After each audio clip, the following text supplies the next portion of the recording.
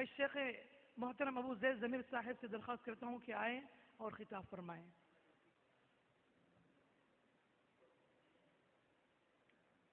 الحمد للہ رب العالمین والصلاة والسلام علی سید الانبیاء والمرسلین نبینا محمد وعلی آلہ وصحبہ اجمعین۔ میرے محترم دینی بھائیوں اور قابل احترام ماں بہنوں، عقیدہ توحید کے عملی تقاضے، یہ ایک بہت ہی اہم عنوان ہے اور مسلمان کی زندگی میں بلکہ ہر انسان کی زندگی میں یہ عنوان مقصود اصلی یا مرکزی مطلوب کی حیثیت رکھتا ہے۔ اللہ رب العالمین نے تمام انسانوں کو اپنی عبادت کے لیے پیدا کیا ہے۔ اللہ تعالیٰ نے فرمایا وَمَا خَلَقْتُ الْجِنَّ وَالْإِنسَ إِلَّا لِيَعْبُدُونَ، میں نے جنات اور انسانوں کو صرف اپنی عبادت کے لیے پیدا کیا ہے۔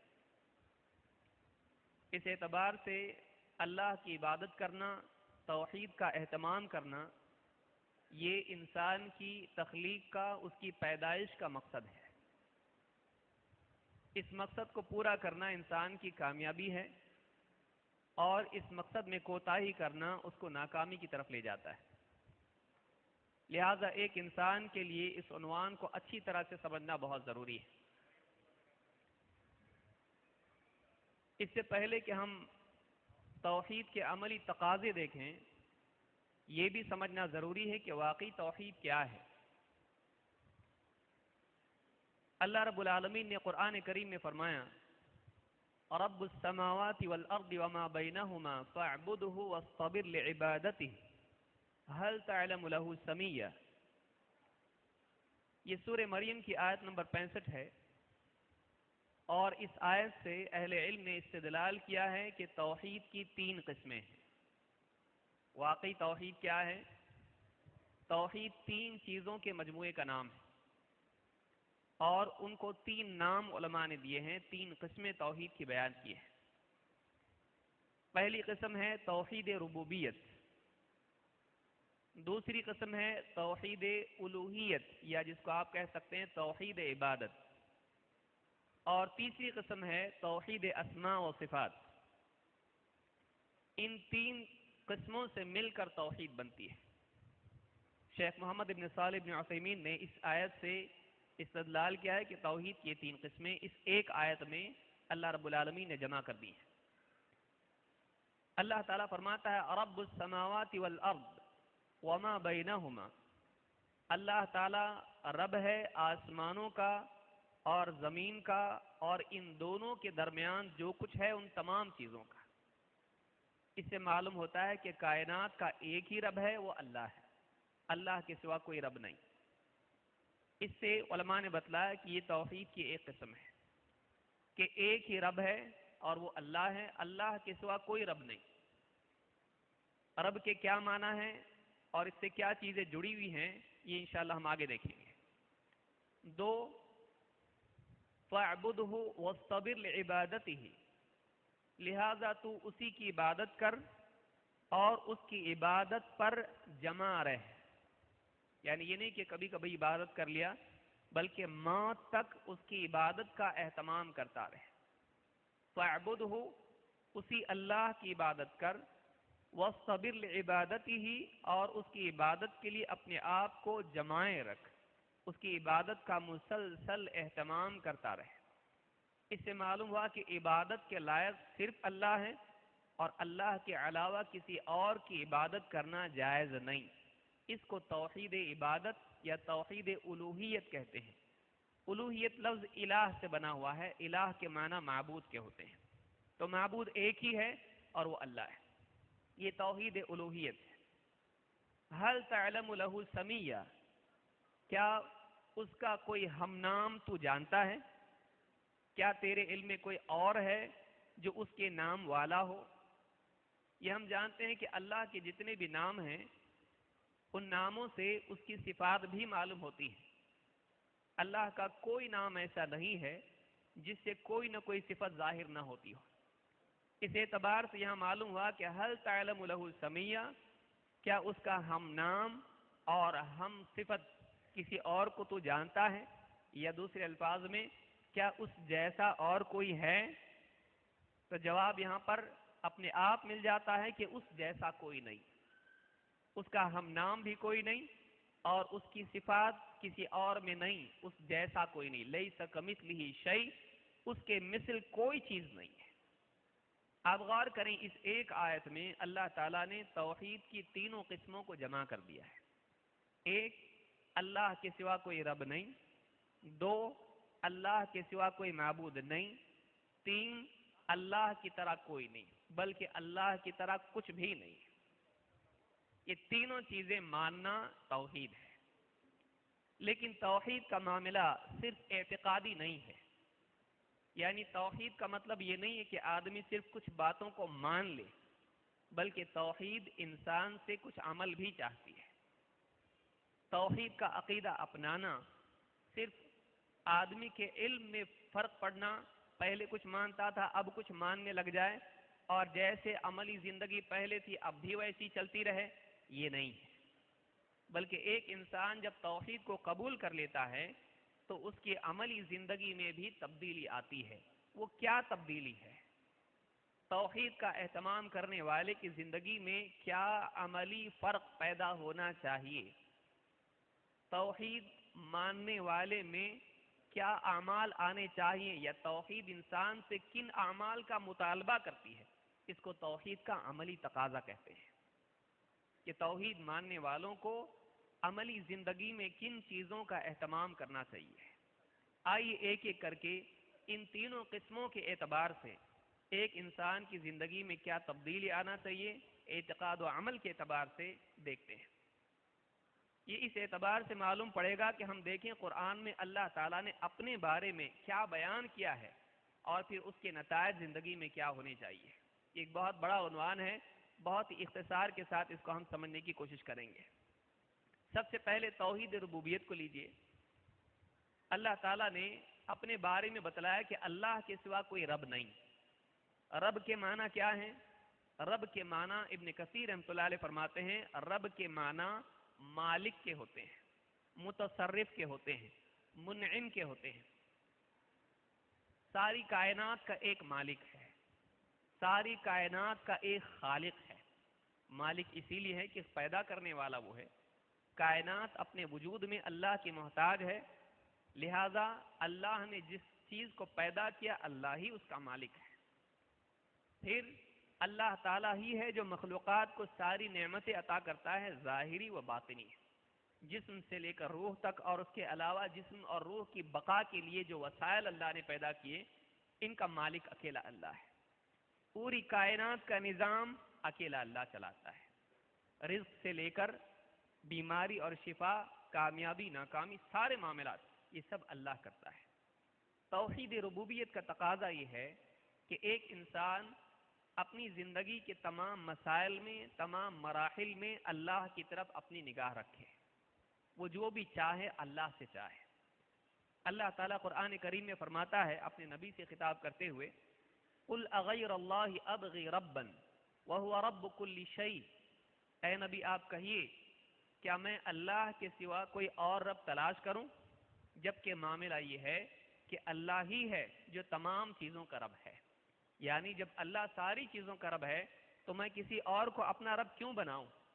تم قل اغیر اللہ ابغی ربا وہو رب کل شیء، اے نبی آپ کہیے کیا میں اللہ کے سوا کسی اور کو اپنا رب بناؤں؟ حالانکہ معاملہ یہ ہے کہ اللہ ہی تمام چیزوں کا رب ہے۔ اس سے معلوم یہ ہوا کہ مسلمان کو اپنی زندگی میں رب کا مقام صرف اور صرف اللہ کو دینا چاہیے۔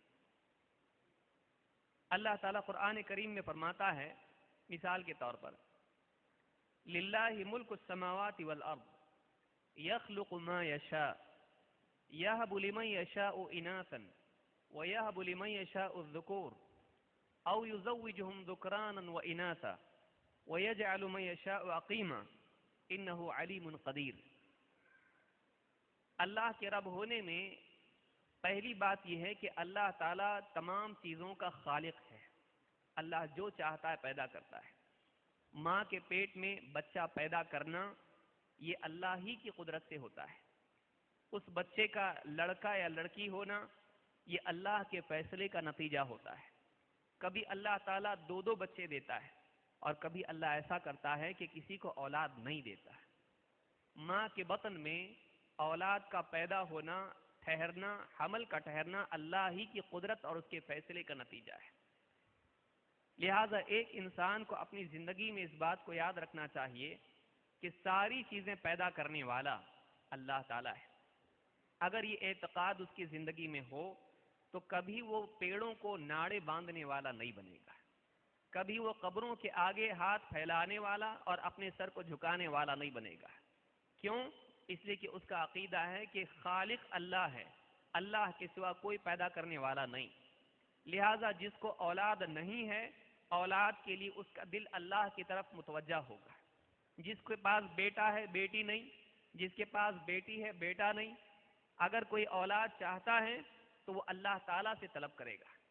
تو توحید ربوبیت کا تقاضا یہ ہے کہ اگر انسان خالق اللہ کو مانتا ہے تو اپنی زندگی میں اولاد کے لیے وہ کسی اور کی طرف نہیں بلکہ اللہ کی طرف متوجہ ہو.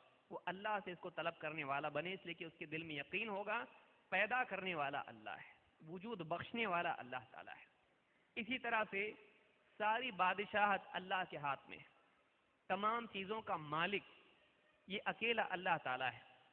اللہ تعالیٰ قرآن کریم میں فرماتا ہے یولج اللیل فی النہار ویولج النہار فی اللیل وسخر الشمس والقمر کل یجری لاجل مسمى. اللہ تعالیٰ رات کو دن میں داخل کرتا ہے اور دن کو رات میں داخل کرتا ہے، اور سورج اور چاند کو اسی نے مسخر کر رکھا. وسخر الشمس والقمر کل یجری لاجل مسمى، ایک مقررہ وقت تک کے لیے سب چلے جا رہے ہیں.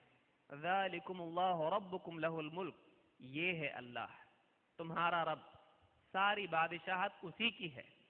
لہ الملک، بادشاہت اسی کی ہے. والذین تدعون من دونہ ما یملکون من قطمیر، جن کو تم اللہ کے سوا پکارتے ہو وہ قطمیر کی بھی ملکیت ان کی نہیں ہے، وہ قطمیر کے بھی مالک نہیں ہے. کھجور کی گٹلی پر جو چھلکا ہوتا ہے اس کو قطمیر کہا جاتا ہے. اس آیت میں اللہ رب العالمین نے بتلایا سورج چاند کا مالک وہ، رات دن کا مالک وہ، آسمان و زمین کا مالک وہ. اللہ تعالیٰ تمام چیزوں کا مالک ہے. اور اللہ کے علاوہ جن کو لوگ پکارتے ہیں اپنے مسائل کے حل کے لیے، کسی چیز کے مطالبے کے لیے، تو اللہ تعالیٰ فرماتا ہے وہ قطمیر کے بھی مالک نہیں ہے، وہ اتنی چیز کے بھی مالک نہیں کہ جو بالکل بے قیمت مانی جاتی ہے. لہذا ایک آدمی اپنی زندگی میں اس بات کا یقین رکھے کہ جب وہ اللہ کو اپنا رب مانتا ہے تو پھر تمام چیزوں میں اللہ کی طرف متوجہ ہو کر اس سے چاہیں، کیونکہ اس کے پاس ہے، کسی اور کے پاس نہیں ہے. چاہے اولاد ہو، چاہے رزق ہو، چاہے شفا ہو، چاہے زندگی کی چھوٹی یا بڑی کوئی چیز ہو، اللہ کے سوا دینے والا کوئی نہیں. کیوں؟ اس لیے کہ ساری چیزوں کا مالک اکیلا اللہ ہے. اللہ جس کو چاہے بادشاہت دے، جس کو چاہے فقیر کر دے. اللہ جس کو چاہے اونچائی دے، جس کو چاہے ذلت میں ڈال دے. ساری چیزوں کا مالک اکیلا اللہ ہے. جب دل میں یہ اعتقاد اور ایمان اور عقیدہ پختہ ہو جاتا ہے تو زندگی میں جتنی ضروریات اور حاجات ہوتی ہیں آدمی ان میں صرف اور صرف اللہ کی طرف متوجہ ہوتا ہے، وہ اللہ سے چاہتا ہے. تو یہ بات معلوم ہے کہ مالک اللہ ہے. لہذا اس چیز کو ماننے کا مطلب کیا ہے؟ جب بھی زندگی میں کچھ انسان کو ضرورت ہو وہ اللہ تعالیٰ سے اس کو طلب کرے، اللہ سے چاہے.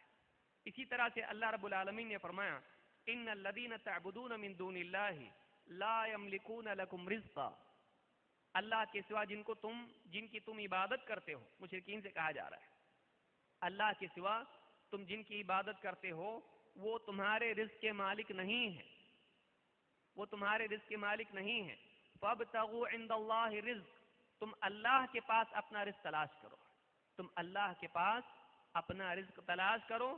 واعبدوہ واشکروا لہ، اور اسی کی عبادت کرو اور اسی کا شکر ادا کرو. الیہ ترجعون، پلٹ کے تم کو اسی کے پاس جانا ہے. آدمی اپنے بھرم میں سمجھ لیتا ہے کہ فلاں رزق دینے والا ہے، لیکن رزق دینے والا اکیلا اللہ ہے۔ آسمان سے بارش وہی برساتا ہے، زمین سے اناج اگتا ہے تو اسی کے حکم سے اگتا ہے، انسان تک وہ چیز پہنچتی ہے، اس کے لیے کھانے لائق بنتی ہے اور اس کو اس رزق سے فائدہ ہوتا ہے، یہ اللہ کے فیصلے سے ہوتا ہے۔ رزق دینے والا اللہ ہے، تمام مخلوقات کے لیے ان کی ضرورت کے مطابق رزق اس نے پیدا کیا ہے۔ انسان کے لیے پھل اور اسی طرح سے اناج اور ترکاریاں اور ساری چیزیں اس نے پیدا کی، جانوروں کے لیے گھاس اس نے پیدا کی، چارہ اس نے پیدا کیا، مچھلیوں کو سمندر میں رزق وہ دیتا ہے، ساری مخلوقات کا رزق اس کے ہاتھ میں ہے، وہ جس کو چاہے دے، جس کے لیے چاہے تنگ کر دے، جس کے لیے چاہے وسعت پیدا کر دے۔ آج آپ دیکھیں گے کتنے لوگ ہیں دکانوں کے اندر ناریل لٹکائے ہوئے ہیں، لیمو لٹکائے ہوئے ہیں، کعبہ کا دروازہ لٹکائے ہوئے ہیں، یا کوئی لکھ کر چیزیں یا کسی بزرگ کی تصویر لٹکائے ہوئے ہیں، گلے کے اندر، ہاتھ کے اندر ناڑے، دھاگے، کڑے اور اس طرح سے تعویذ اور نہ جانے کتنی چیزیں، اور کئی اعمال ایسے جو اللہ سے دور کرنے والے اور رزق کو برباد کرنے والے ہیں۔ اللہ کے سوا کوئی رزق نہیں دیتا ہے، اللہ تعالیٰ کے پاس رزق ہے۔ توحید ربوبیت کا تقاضا یہ ہے کہ ایک انسان اپنی سانسوں، اپنی زندگی اور اپنے کھانے پینے، اپنے وجود اور وجود کی بقا کے تمام معاملات میں اللہ تعالیٰ کا محتاج اپنے آپ کو بنائے۔ وہ یہ یقین رکھے کہ اللہ تعالیٰ زندگی کے تمام وسائل اور اسباب عطا کرنے والا ہے، اللہ کے سوا نہ کوئی زندگی دینے والا ہے، اور اللہ کے سوا اور کوئی نہیں ہے جو زندگی کو باقی رکھنے کے لیے رزق دے۔ اللہ تعالیٰ رزق دینے والا ہے۔ اسی طرح سے اللہ تعالیٰ نے فرمایا یدبر الامر من السماء الى الارض، وہ آسمان سے لے کر زمین تک تمام امور کی تدبیر کرتا ہے۔ آسمانوں سے بارش ہوتی ہے، زمین سے اناج اگتا ہے، آسمانوں کے اندر رات دنوں کا نظام ہوتا ہے، زمین کو اندھیرا اور اجالا ڈھانپتا ہے، زمین کے اندر مختلف موسم آتے ہیں، سیلاب اور طوفان آتے ہیں، زندگی اور موت، کامیابی ناکامی، بیماری شفا، خوشی اور غم، راحت اور تکلیف، انسان کی زندگی میں 24 گھنٹے ہوں یا مہینہ اور سال ہو، پیدا ہونے سے لے کر مرنے تک ساری کائنات میں انسان کی زندگی ہو یا اس کے اطراف دوسری مخلوقات، ان کی زندگی میں، کائنات میں جو بھی ذرہ برابر بھی تبدیلی ہوتی ہے اللہ کے حکم سے ہوتی ہے۔ ساری کائنات میں جو نظام ہے وہ اللہ کے بنانے سے بنا ہے، چلانے سے چلتا ہے۔ ایک چیز بھی ایسی نہیں ہے جو اللہ تعالیٰ کے حکم اور اس کی اجازت کے بغیر چلے۔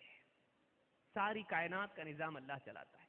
لہذا ایک مومن جب اس بات کو مان لیتا ہے تو اپنے اطراف ہونے والے واقعات کی توجیہ کرنا اس کے لیے آسان ہو جاتا ہے۔ جب بھی کوئی تبدیلی اس میں ایسی ہوتی ہے جو اس کے اپنے حق میں ہوتی ہے، اس کا دل شکر کے طور پر اللہ کی طرف لپکتا ہے۔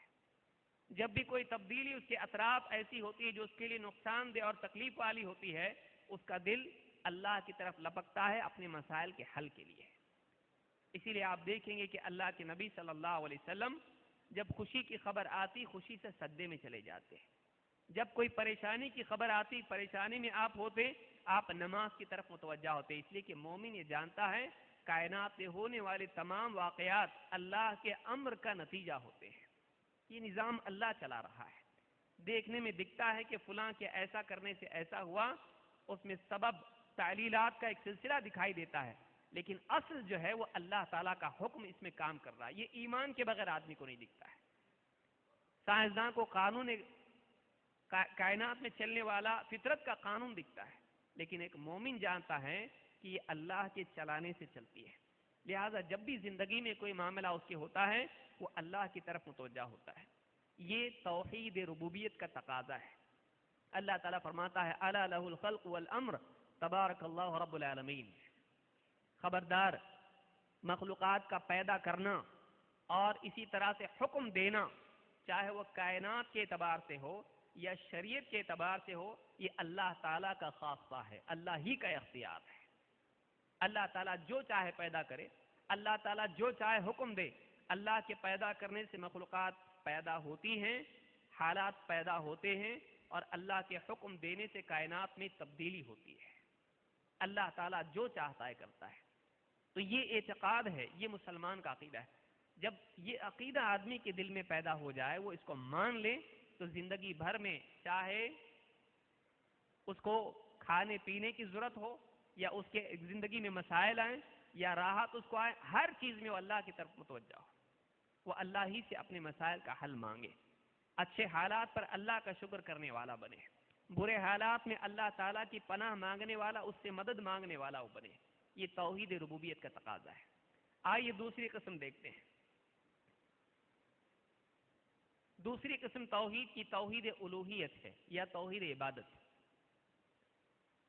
توحید عبادت یہ ہے کہ ایک انسان اعتقاد اور عمل دونوں میں عبودیت اللہ کے لیے خاص کر دے، یعنی وہ اس بات کا عقیدہ رکھے کہ معبود برحق اللہ کے سوا کوئی نہیں، اور اللہ کے سوا جتنے معبود ہیں لوگوں کے بنائے ہوئے، ان کے بارے میں یقین رکھے کہ وہ معبود بننے کے حقدار نہیں، سچا معبود صرف اور صرف اللہ تعالیٰ ہے۔ یہ جتنے معبود ہیں یہ معبود بننے کے حقدار نہیں، یہ لوگوں کے بنائے ہوئے ہیں، لیکن حقیقی معبود، عبادت کے لائق، عبادت کا حقدار اگر کوئی ہے تو اکیلا اللہ تعالیٰ ہے۔ یہ اعتقاد کی سطح پر ہے۔ پھر عمل کی سطح پر وہ اللہ کی عبادت کا اہتمام کرے، وہ عبادت چھوڑے نہیں بلکہ عبادت کا اہتمام کرے، اور ساری عبادات صرف اللہ کے لیے خالص کرے، اللہ کے سوا کسی کی عبادت نہ کرے اور اللہ کی عبادت پر جمع رہے۔ یہ توحید ربوبیت کا تقاضا ہے۔ اس سلسلے میں اللہ تعالیٰ فرماتا ہے قُلْ يَا أَهْلَ الْكِتَابِ تَعَالَوْا إِلَىٰ كَلِمَةٍ سَوَاءٍ بَيْنَنَا وَبَيْنَكُمْ، اے نبی آپ کہیے، اے اہل کتاب، آؤ ایک ایسی بات کی طرف، ایک ایسے کلمے کی طرف جو تمہارے اور ہمارے درمیان برابر مشترک ہے۔ اللہ نعبد الا اللہ، وہ بات یہ ہے کہ ہم اللہ کے سوا کسی اور کی عبادت نہ کریں، ولا نشرک بہ شیئا، اور اللہ کے ساتھ کسی چیز کو شریک نہ کریں، ولا يتخذ بعضنا بعضا اربابا من دون اللہ، اور ہم میں سے ایک شخص دوسرے شخص کو اللہ کے مقابلے میں اللہ کے سوا اپنا رب نہ بنائیں۔ فَإِن تَوَلَّوْا فَقُولُوا اشْهَدُوا بِأَنَّا مُسْلِمُونَ، اب اتنا سب بتانے کے بعد بھی اگر اہل کتاب پیٹھ پھیر کے نکل جاتے ہیں، اس دعوت کو، اس کلمے کو تسلیم نہیں کرتے، تو آپ صاف کہہ دو کہ تم مانو نہ مانو، اس بات کے گواہ رہنا کہ ہم تو اس بات کو مانتے ہیں۔ فَقُولُوا اشْهَدُوا بِأَنَّا مُسْلِمُونَ، اس بات کے گواہ ہو جانا کہ اس حقیقت کے ہم ماننے والے ہیں، ہم اس بات کے فرمانبردار ہیں جو اللہ کی طرف سے آئی ہے۔ اس آیت میں آپ دیکھیں گے کہ ربوبیت اور الوہیت دونوں کو اللہ کے لیے خاص کرنے کی دعوت ہے، اور دیکھا جائے تو الوہیت دراصل ربوبیت کا تقاضا ہے۔ چونکہ اللہ تعالیٰ ہی رب ہے، چونکہ سب کچھ پیدا کرنے والا اور عطا کرنے والا اللہ ہے، لہذا بندے کو چاہیے کہ وہ اللہ ہی کا شکر کرے۔ سب کچھ اللہ کا دیا ہوا ہے، سارا نظام اللہ چلا رہا ہے، لہذا بندے کو چاہیے کہ اللہ ہی کا شکر کرتے ہوئے اللہ کے آگے اپنے آپ کو جھکا دے، اور اسی جھکانے کا نام، اسی شکر کا نام عبادت ہے۔ اسی آپ دیکھیں گے ابلیس نے کیا کہا تھا، وَلَا تَجِدُ أَكْثَرَهُمْ شَاكِرِينَ، تو ان میں سے اکثر کو شکر گزار نہیں پائے گا۔ ساری عبادات کا، ساری بندگی کا حاصل شکر ہے۔ شکر ہی وہ اصل چیز ہے جو ساری نعمتوں کے جواب میں بندہ اللہ کی بارگاہ میں پیدا کرتا ہے۔ آپ دیکھیے اللہ کے نبی صلی اللہ علیہ وسلم جب آپ عبادات میں مجاہدہ کرتے اور صحابہ نے کہا اللہ کے رسول آپ اتنا مجاہدہ کیوں کرتے ہیں، آپ کے پاؤں میں ورم آ جاتا ہے، اللہ نے آپ کی تو مغفرت کر دی پھر بھی اتنا مجاہدہ؟ آپ نے کہا افلا احب ان اکون عبدا شکورا، کیا میں اللہ کا شکر گزار بندہ نہ بنوں؟ اللہ کو بندے سے یہی مطلوب ہے کہ بندہ اللہ کا شکر گزار ہو۔ شکر کیا ہے؟ اللہ تعالیٰ کی نعمتوں کا اعتراف دل میں کرنا کہ دینے والا اللہ ہے، زبان سے اللہ کی حمد کرنا کہ اللہ نے عطا کیا ہے، اور اپنی زندگی میں اس نعمت کے سلسلے میں اللہ تعالیٰ کے مطلوب کے مطابق عمل کرنا ہے، جو اللہ چاہتا ہے اس نعمت کے سلسلے میں وہ کرنا، لہٰذا یہ شکر ہے اور یہی ساری بندگی ہے۔ لہٰذا ایک بندے کو چاہیے کہ جتنی نعمتیں اللہ نے دی ہیں ان کا انتساب اللہ کی طرف کرے اور اپنی زندگی میں اللہ کے سوا کسی اور کو معبود کا مقام نہ دے اور اللہ کی عبادت کا اہتمام کرے اور اللہ کی عبادت اللہ کے لیے کرے. یہ بھی ایک مصیبت ہے. آدمی مسجد میں جاتا ہے، باوضو ہوتا ہے اور سجدہ کرتا ہے اللہ کو، لیکن قبلہ رخ ہونے کے باوجود چہرہ قبلے کی طرف ہے، دل دوسروں کی طرف ہے، چاہتا ہے کہ اس کی تعریف ہو. یہ بھی شرک کی قسم ہے. اللہ کی عبادت کرے، اللہ کے سوا کسی اور کی نہیں، اور اللہ کی عبادت اللہ کے لیے کرے، اللہ کو راضی کرنے کے لیے کرے. یہ توحید الوہیت ہے. اللہ تعالیٰ نے قرآن کریم میں فرمایا وَلَقَدْ بَعَثْنَا فِي كُلِّ أُمَّةٍ رَسُولًا أَنِ اعْبُدُوا اللَّهَ وَاجْتَنِبُوا الطَّاغُوتَ. ہم نے ہر امت میں رسول بھیجے اس پیغام کے ساتھ کہ اللہ کی عبادت کرو اور طاغوت سے بچو. اللہ کی عبادت کرو اور طاغوت سے بچو. جہاں اللہ کی عبادت کرنا ضروری ہے وہیں طاغوت سے بچنا بھی ضروری ہے. سوال یہ ہے کہ طاغوت کیا ہے؟ طاغوت ہر وہ چیز ہے جو اللہ کے مقابلے میں پوجی جائے اور وہ راضی ہو. علماء نے کہا طاغوت کیا ہے؟ کل ما عبد من دون اللہ فهو راض. اللہ کے سوا کسی چیز کی عبادت کی جائے، کسی شخص کی عبادت کی جائے اور وہ اس عبادت پر راضی رہے، اس کو طاغوت کہتے ہیں. ابن قیم رحمۃ اللہ علیہ نے اور بھی تفصیل اس کی بیان کی ہے. تو اللہ کے سوا جن کی عبادت کی جاتی ہے وہ طاغوت ہیں. طاغوت سے بچنا بھی ضروری ہے. اس میں بت بھی آتے ہیں، جادوگر بھی آتے ہیں اور بہت ساری چیزیں آتی ہیں جن کو اللہ کے مقابلے میں اللہ کا مقام دیا جاتا ہے، ان کی عبادت کی جاتی ہے. اللہ تعالیٰ قرآن کریم میں فرماتا ہے وَالَّذِينَ اجْتَنَبُوا الطَّاغُوتَ أَن يَعْبُدُوهَا وَأَنَابُوا إِلَى اللَّهِ لَهُمُ الْبُشْرَى. جو لوگ طاغوت کی عبادت کرنے سے بچتے رہے اور اللہ کی طرف متوجہ ہوئے، انہی کے لیے خوشخبری ہے. ساری خوشخبریاں ان کے لیے ہیں. معلوم ہے کہ زندگی میں جہاں اللہ کی عبادت ضروری ہے، اللہ پر ایمان ضروری ہے، وہیں یہ بھی ضروری ہے کہ ایک انسان غیر اللہ کی عبادت سے بچے. اللہ تعالیٰ قرآن کریم میں فرماتا ہے وَادْعُوا اللَّهَ مُخْلِصِينَ لَهُ الدِّينَ. اللہ ہی کو پکارو اپنے سارے دین کو، یعنی اپنی تمام عبادات کو اسی کے لیے خالص کرتے ہوئے، اپنے سارے اعمال کو اسی کے لیے خالص کرتے ہوئے. عبادات اللہ کے لیے خالص ہونی چاہیے اور اللہ ہی کو بندہ پکارے عبادت کے طور پر اور حاجت کی تکمیل یا حاجت روائی کے طور پر. تو یہ اللہ تعالیٰ کو بندے سے مطلوب ہے اور یہ بندے پر اللہ کا حق ہے. اللہ کے نبی صلی اللہ علیہ وسلم نے ایک حدیث میں جس کو امام البخاری مسلم نے روایت کیا ہے فرمایا حق اللہ علی العباد ان یعبدوه ولا یشرکوا به شیئا. اللہ کا حق بندوں پر یہ ہے کہ بندے اللہ کی عبادت کریں اور اللہ کی عبادت میں کسی کو اس کے ساتھ شریک نہ کریں. یہ نہیں کہ بندہ ایک عبادت اللہ کی کرے اس میں دوسرے کو بھی شریک کرے. مثلا سجدہ عبادت ہے، سجدہ عبادت ہے. اب اللہ کو نماز میں سجدہ کرتا ہے لیکن قبر پر جا کر تعظیمی سجدہ کرے، یہ اس کی عبادت کرنا ہے. مخلوق کو سجدہ نہیں کیا جائے گا. اللہ تعالیٰ نے فرمایا وَمِنْ آيَاتِ اللَّيْلُ وَالنَّهَارُ وَالشَّمْسُ وَالْقَمَرُ لَا تَسْجُدُوا لِلشَّمْسِ وَلَا لِلْقَمَرِ وَاسْجُدُوا لِلَّهِ الَّذِي خَلَقَهُنَّ إِن كُنتُمْ إِيَّاهُ تَعْبُدُونَ.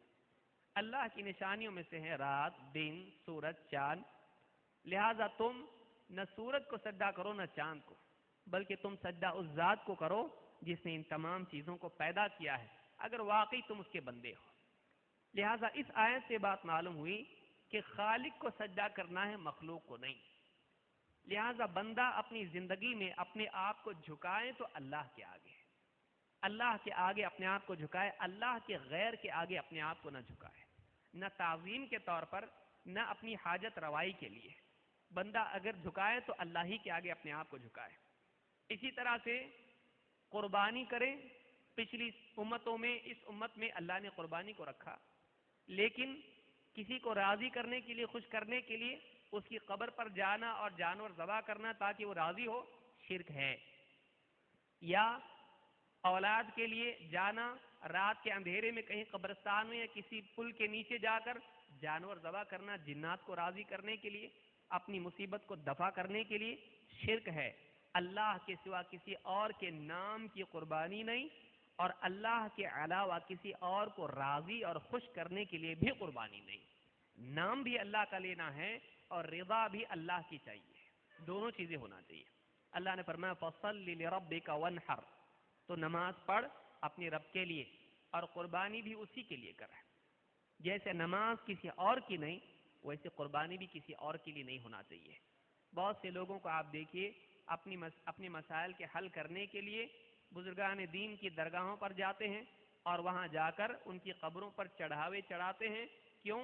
یہ خوش ہوں گے، ہمارے مسائل حل ہوں گے۔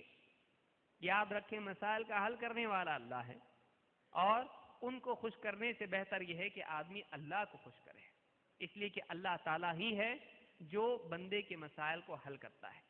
تو اللہ کے علاوہ کسی اور کے نام کی قربانی یہ شرک ہے، اللہ کے علاوہ کسی اور کو خوش کرنے کے لیے قربانی یہ بھی شرک ہے۔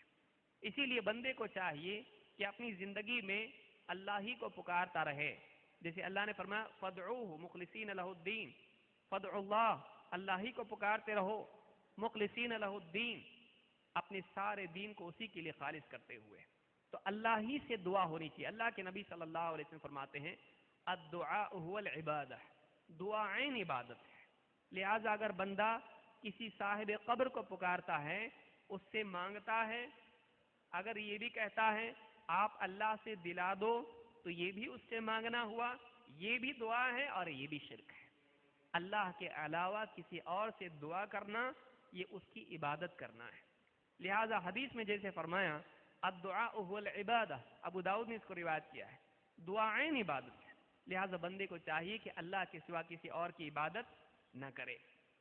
تیسری قسم توحید کی ہے، توحید اسماء و صفات۔ توحید اسماء و صفات کیا ہے؟ اللہ کے ناموں میں اور اس کی صفات میں اللہ کو یکتا ماننا، منفرد ماننا۔ اللہ تعالی تمام صفات کامل ہیں، کسی قسم کا کوئی عیب ان میں نہیں، اور اللہ تعالی کی ان صفات میں اس جیسا کوئی نہیں۔ یہ صفات ایک طرف صفات کا اقرار ہے، پھر اس کے ساتھ اس میں اللہ کے کمال کا اعتقاد ہے، اور پھر اس کے ساتھ دوسروں کی اس میں اللہ سے مماثلت یا مشابہت، اللہ جیسا ان کا ہونا، اس کا انکار ہے۔ تین چیزیں ہو گئی، ایک اللہ کی صفات اور ناموں کو ماننا، دو ان میں اللہ کو کامل ماننا، بے عیب ماننا، تین اللہ جیسا کسی کو نہیں ماننا ہے۔ اس کو توحید اسماء و صفات کہتے ہیں۔ اللہ تعالیٰ قرآن کریم میں فرماتا ہے وَلِلَّهِ الْأَسْمَاءُ الْحُسْنَى فَادْعُوهُ بِهَا، اللہ کے بہت سے اچھے اچھے نام ہیں۔ وَلِلَّهِ الْأَسْمَاءُ الْحُسْنَى، اللہ ہی کے لیے ہیں تمام اچھے نام۔ اور اللہ نے فرمایا فَادْعُوهُ بِهَا، لہذا تم انہی ناموں سے اللہ کو پکارو۔ اس کا حاصل یہ ہے کہ بندہ اللہ کے تمام ناموں کو مانے اور ان سے ظاہر ہونے والی صفات کو بھی مانے، اور اللہ کو کسی اور نام سے نہ پکارے، اللہ کو انہی ناموں سے پکارے جو اللہ کے ہیں۔ اللہ تعالیٰ کو اپنی طرف سے کوئی نام نہیں دے سکتے۔ اللہ کے جتنے نام ہیں وہ توقیفی ہیں۔ کیا مطلب؟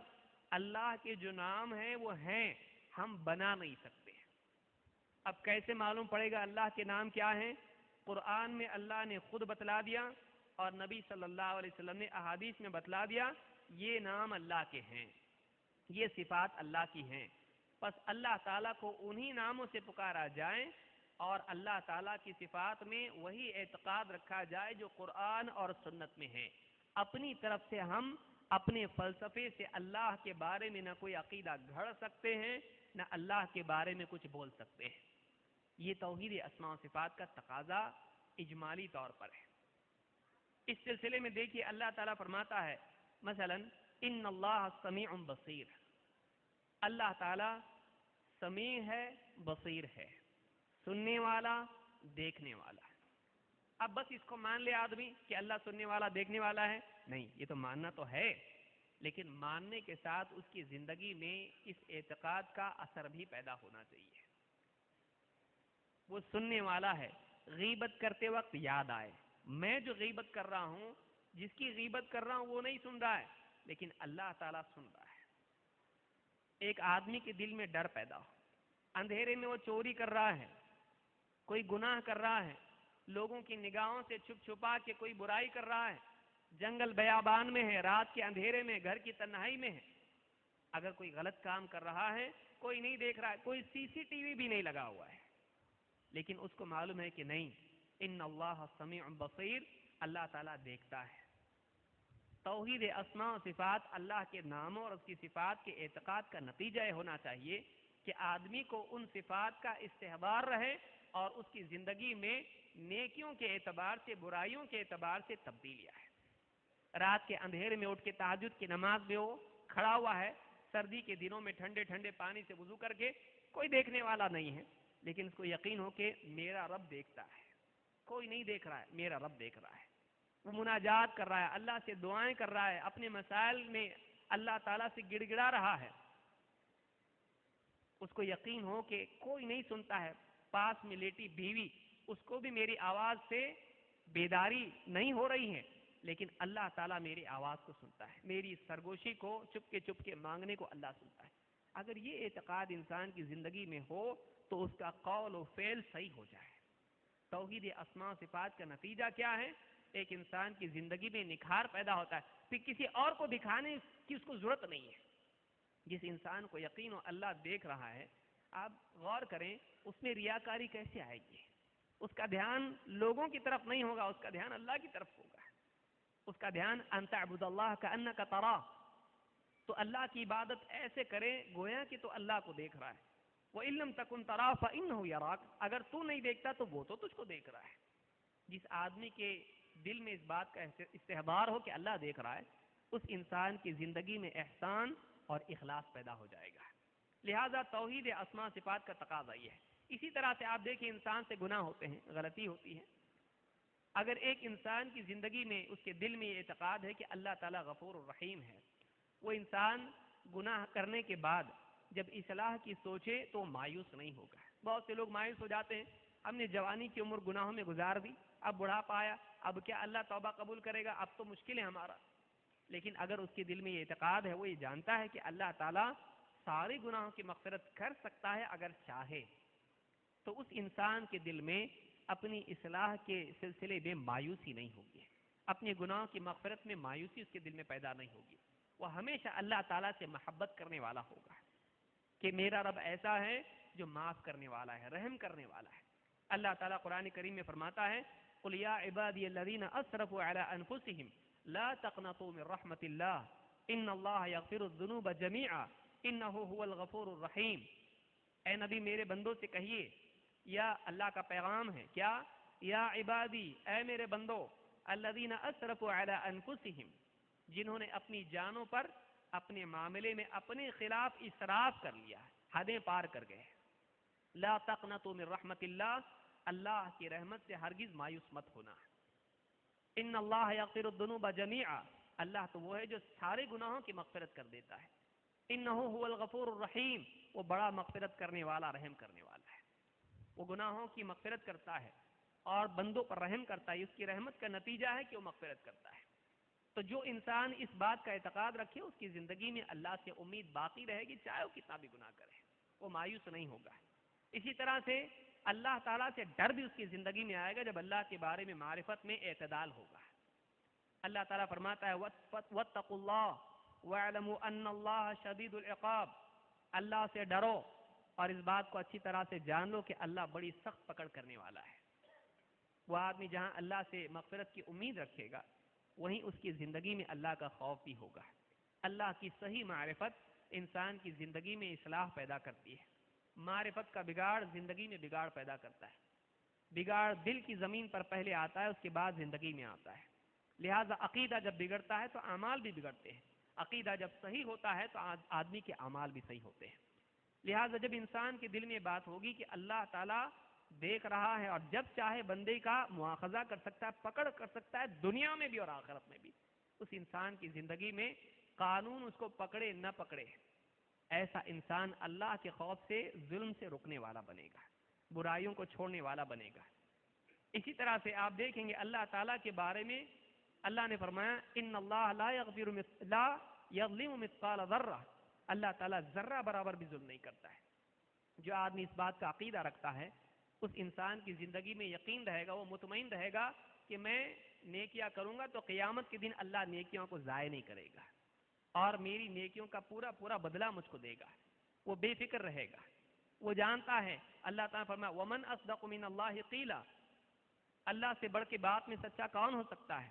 اس کو یقین ہوگا کہ اللہ نے جتنی خبریں دی ہیں جنت کی، جہنم کی، قیامت کی، مستقبل کے اعتبار سے، ماضی کے اعتبار سے، کائنات میں حال کے اعتبار سے، ان میں سے کچھ بھی جھوٹ نہیں ہے. وہ اللہ کی بات پر سچا یقین کرنے والا ہوگا.